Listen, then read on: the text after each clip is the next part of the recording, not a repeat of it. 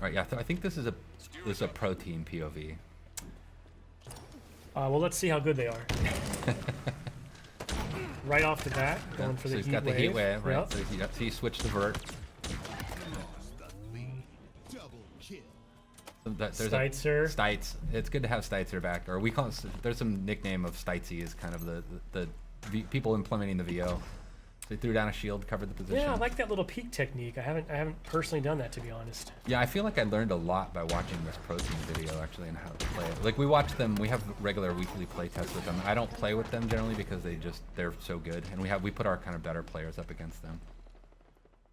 Also noticed that player went straight for the power weapon that spawns on this map in Slayer, which is hard for me to use, if I'm being honest. So you'll see, like, I mean, so you can see the friend foe. That's one of the obvious things you're looking at here. I know Sam was talking about it earlier. This is something that we've continued to kind of iterate and evolve, even beyond this build. I think this might be our main build right now. This power weapon spawns there. Skewer is it's satisfying as heck, but it's hard for me to use. I am worse at that gun than I am with the commando rifle for sure. When you hit a target, like especially a vehicle, it's super satisfying. All right, so he was spectating.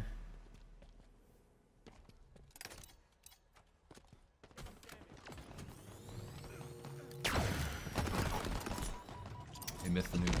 Tried for it. Tried for it.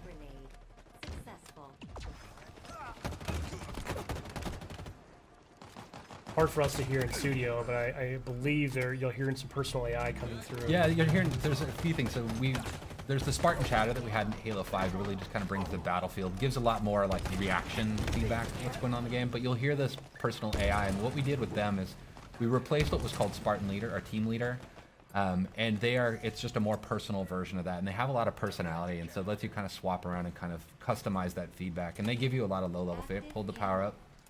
Yeah, I was just going to mention, you know, that's a change, right? It doesn't activate on pickup anymore. You can hold on to it. Yeah, we think that'll bring a lot in the long term and allow us to do more things with power-ups than kind of just, you know, traditional kind of just quick stat kind of reflections, but having like really the notion of power equipment in the game. One thing that we won't see in this point of view, I really love the visual language that you and the team have introduced. It's very obvious when someone's pocketing a power-up like that. You'll see a glowing trail Yeah, there's behind like a them. contrail behind them. Yeah, that was a big thing, is making sure we at least telegraphed that information. That was, you know, making that switch. There was a lot of critical lenses on making sure that there was at least a readability to it in the gameplay. I mean, so now it's sort of that risk-reward, right? Do I hold this and wait for that final push? Do I burn it now so I don't lose it? Yeah, you make a lot of choices that way. Like I sometimes will pocket it and think I'm getting cocky, and then I'll lose it, and I'll give like overshow. That was a dope. I'll give the OS to the enemy, which is, you know, super risky at that point. We're seeing a couple of little sort of, what do we call those, tutorial tips popping up there, which Yeah. you can turn off in the settings. Yeah, you can right? turn them off, but on they're death tips is what we call them. But yeah, giving a little bit of feedback, you know, about the type of weapon that killed you, or like how you can respond better to it. I'm not sure at this point the pro team needs to know that, like, hey. Yeah, exactly. Or like just opt out if you don't really care about it, if you don't need that information, or it makes you feel bad, as some people might feel.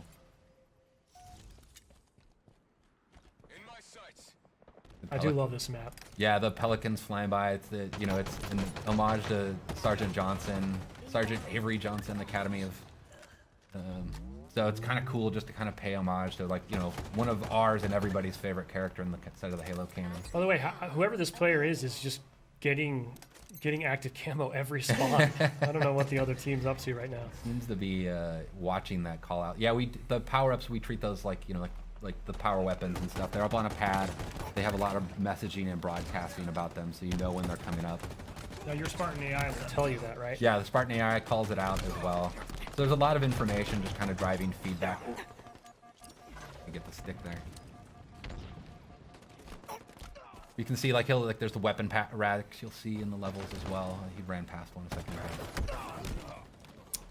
Yeah, right Yeah, back it's in there the background, right? Yep. What's cool about them is, like, you know, before you might run past where a weapon would spawn and then not realize that it's coming up in 2 seconds, and it could change your choice and like how you deal with it. Like when we playtest this morning, I actually stopped at one point on a weapon rack because I was like, oh, it's like 2 seconds out. I might as well wait for it and switch out my pistol, which I think I'm just telling everybody that I'm really bad with a lot of the guns in our game.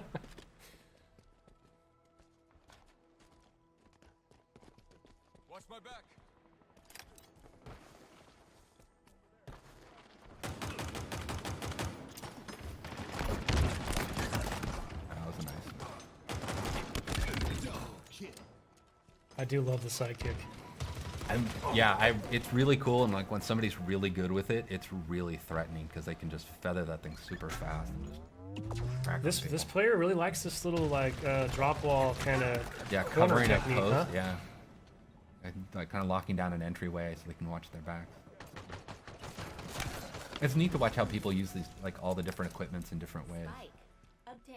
Well, hopefully a lot of players this weekend are going to be lighting us up on social, sharing clips with us, because I can't wait to see just some of the new creative ways that the community at large figures out how to use this new sandbox. Yeah, and it's interesting too, like, I mean, like the way we have our maps tuned, like in our main builds, is they have different equipment and stuff on them, and because we don't have the entire sandbox in the flights, is we swap things out. So it's actually not even the same kind of, basically, map placement path that we would have in the released version of the game. But we, you know, it just at least gives us something so we can get something in there for people to play with.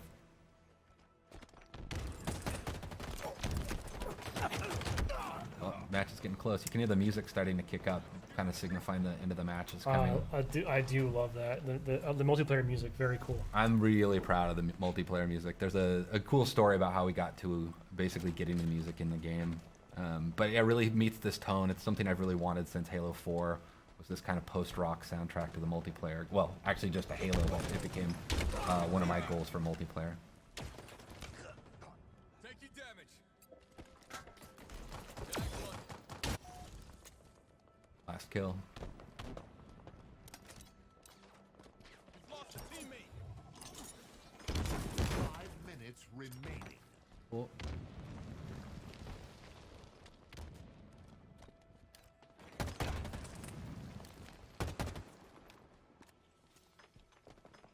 In my sights.